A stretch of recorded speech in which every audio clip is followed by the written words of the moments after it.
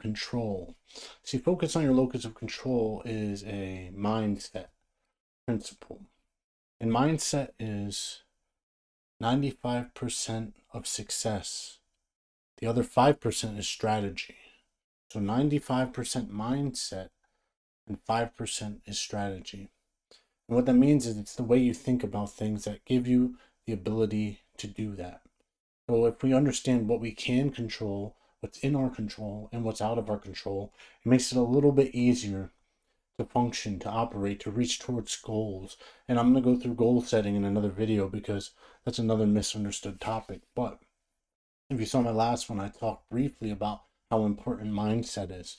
Now I'm going to talk a little more specifically about what you actually can control. Now, what you can control is your thoughts, the way you speak, what you do, your own actions. You can control what you consume consciously, and you have a lot of things in your control, but they're mostly things within your direct influence. Meaning, I can't control my cat.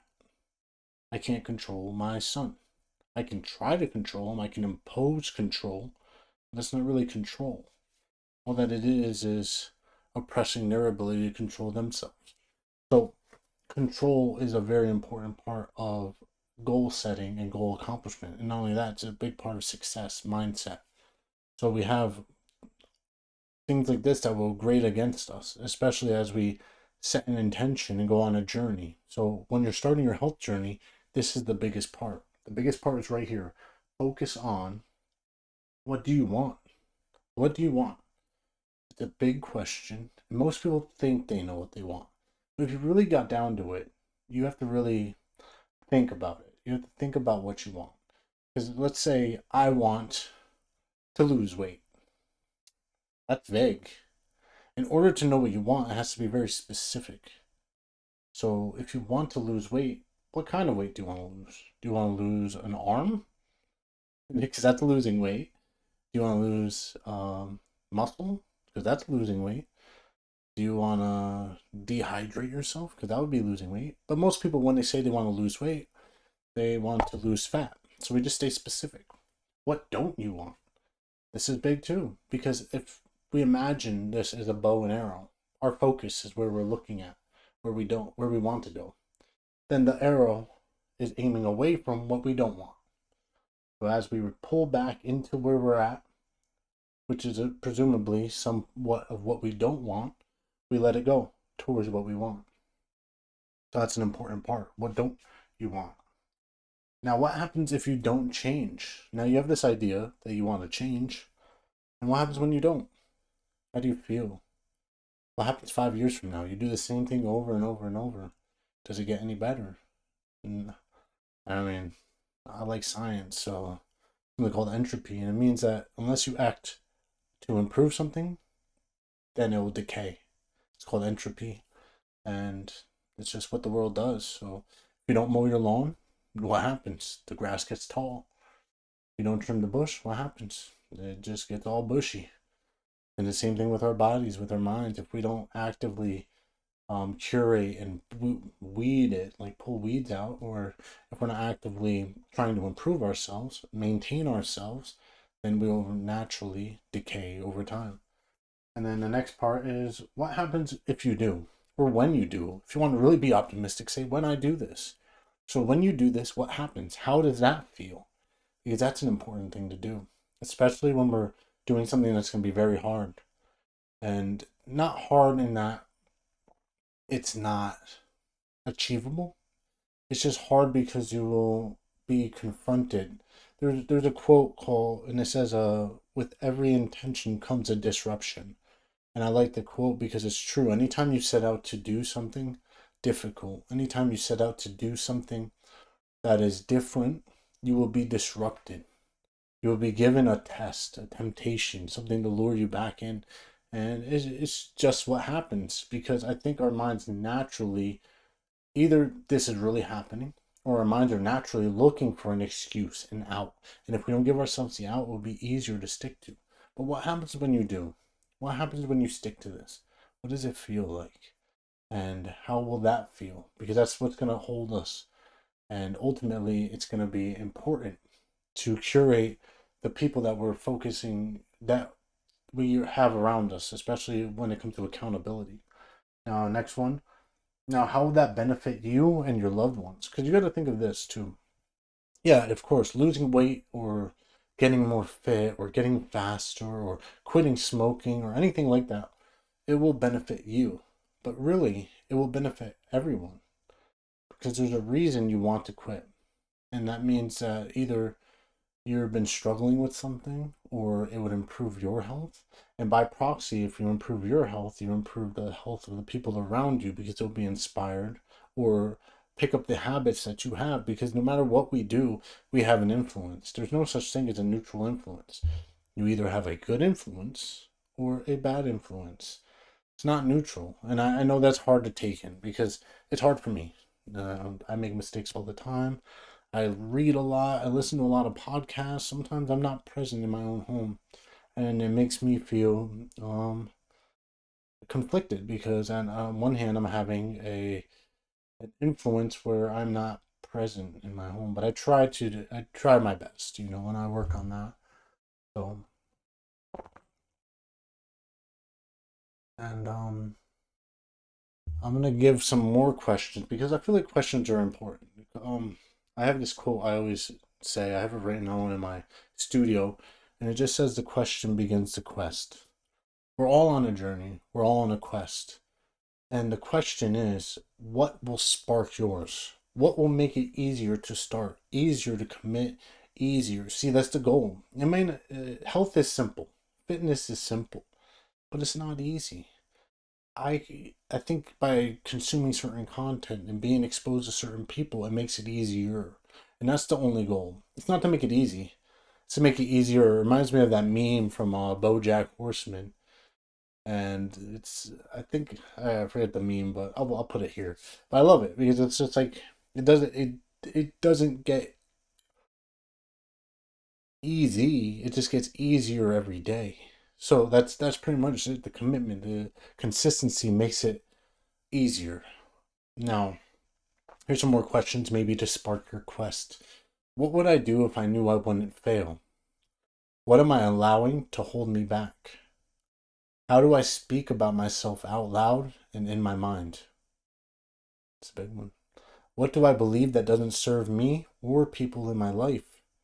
Belief. This is very interesting because we tend to ascribe belief only positively, but we do have beliefs that are limiting. Beliefs like self-labeling, and I'm not going to get all into that, but there's a book called Psycho-Cybernetics all about self-image.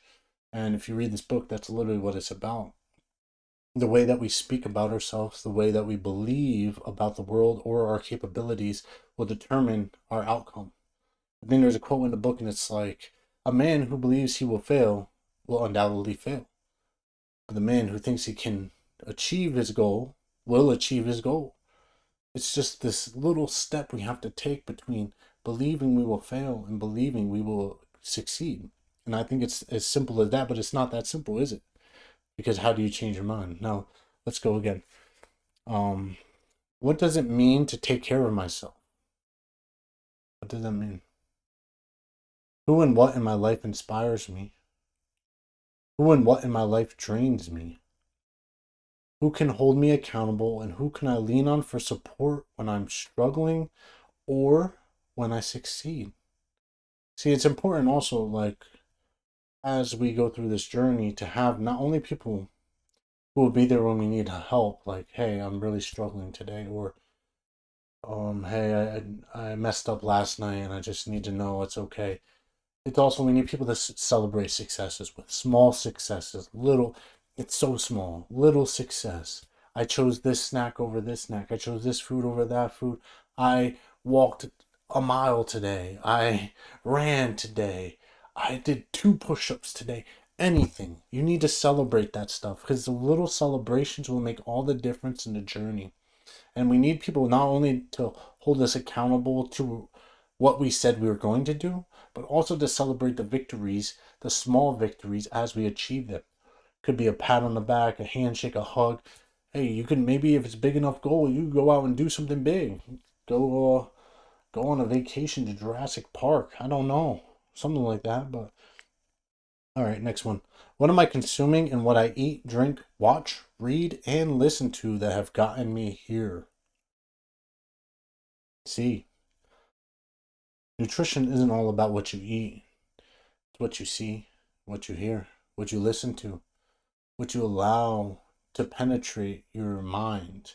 Because this will feed back itself.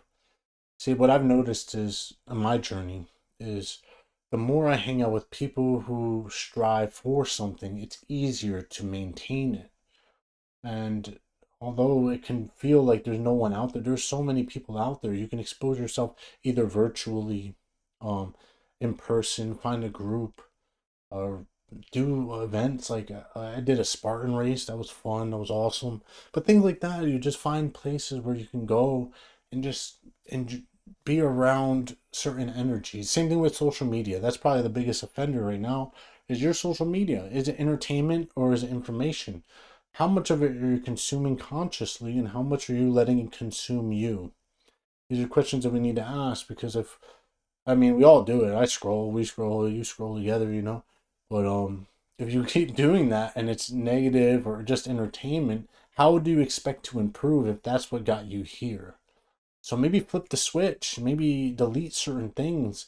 Like honestly, I've been training an MMA fighter, and I for some reason I started looking up videos, and the algorithm, it starts just kicking things out, and I realized it would just give me street fight videos. And on one hand, I enjoy watching them.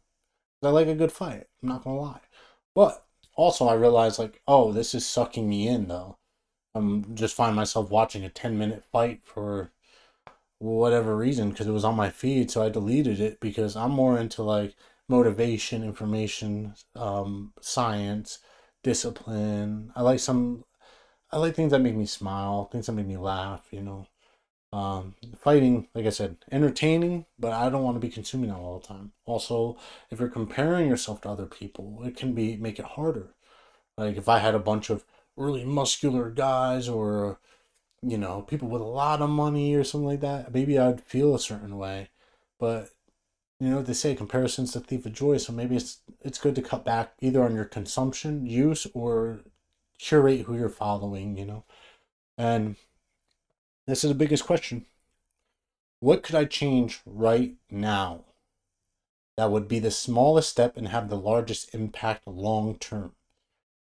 Now you could write this question down right now. Just write it down right now. And you could do one thing. And the great thing about that question is it will continue to grow and evolve as you do.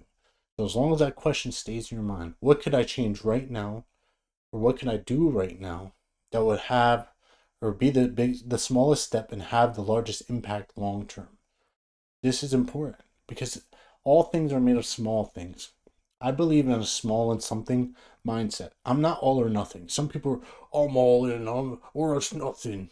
I don't think that works. I've seen it time and time again. People with that mindset, especially when it comes to health and fitness, they burn themselves out. They say, what is it? Discipline is a slow flame. It's consistency over intensity. So intensity, people who don't have discipline, but they have that enthusiasm, and that's good to start off, but they burn themselves out. It's like a flamethrower. They blow the flames all in one shot, where a candle slowly burns and it dims and it glows and it dims and it glows, and a flamethrower just and then it's out of fuel. We don't want to do that. We want a slow burn. We want to make this consistent and sustainable. So small steps are important, and the most important steps, because whether it's you do one squat right now, or you go for a walk today, or you clean up your room because your room's been a mess for a while. I struggle with that. So that's something I do sometimes. I just get in this mood where, hey, I gotta clean, I gotta organize, I gotta keep things right. And this is just some ideas. I'm not trying to, I'm just trying to give you what helps me, and hopefully it helps somebody else. And it's helped other people as well. And like I said, it's just mindset is very important to this. And here's something else that helped me was early on I thought that taking care of myself was selfish, and it's not. it's selfless. Because if you think about this, it's what would make me more valuable, more happy, more present, more joyful, more fulfilled. Now, it's normally things that take care of yourself. Now, the problem is that sometimes we get self indulgence mixed with self care. And I do it because I enjoy doing what I do. I like running, I like exercise, I like gardening, and I can indulge in it. But taking care of doing the thing is not indulgent. It's when you get excessive about it, obsessive with it. So it's a balancing act, but really, ultimately, self care is not selfish. It is selfless because the better you can take care of yourself, the better you will be able to take care of everybody else. Doesn't mean you're automatically going to take care of people better, but you could. Now you have more energy, you have more health, you feel better, you hear better, you see better. And maybe we're all working on our own things, but it would just make everything a little bit easier. It just makes things a little easier. Take care of yourself. Take that breath. Sit down for a second. Really ask yourself, what do I need right now?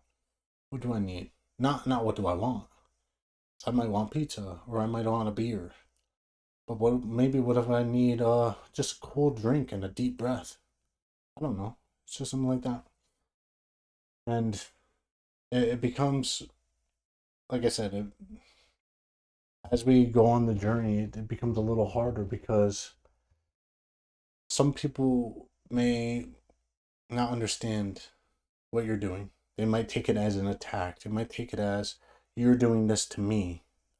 You say no, I don't want cake tonight or whatever. They might go, oh, what? Now you're Mr. Healthy. Now if I eat this cake, I'll be Mr. Unhealthy. It's like, no, bro. It's like not about you, and that's in the best possible way. It's like, hey, I'm trying to take care of my health. I'm just saying no. I don't want no, thank you. I don't want cake. But that's how it's gonna happen. It's just because when you make that decision, other people will become aware that you've made the decision. And this is the biggest part. It's like the more that you go through the journey, the more you realize that it becomes grating to people who maybe feel like they shouldn't. And but as you go on, you'll have people telling you it's crazy, it's unsustainable, you lack pleasure, something like that. I don't know. People make up things. And like I said, this is all just mixed together. But for every naysayer, you will inspire somebody. And as you learn, just apply. And then you can teach. But you focus first on what you can't control.